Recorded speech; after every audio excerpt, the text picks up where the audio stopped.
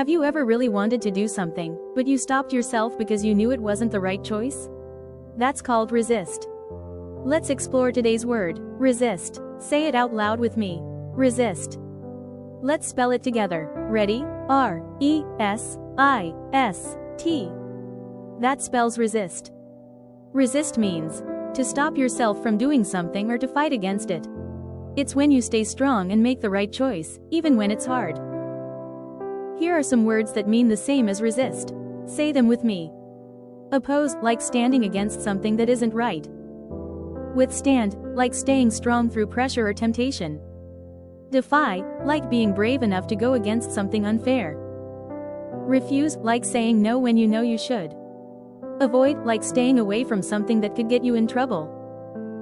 Each of these words shows that resisting takes courage and strength. Now let's look at the opposites of resist. Yield, like giving up when you should keep going. Surrender, like letting temptation win. Accept, like saying yes too easily. Give in, like not staying strong when you know better. Embrace, like welcoming what you should resist. Those happen when we stop trying to stand strong. Here's a great example. Sofia tried to resist eating candy before dinner, but the chocolate kept calling her name. Let's review. Resist means to stop yourself from doing something or fighting against it.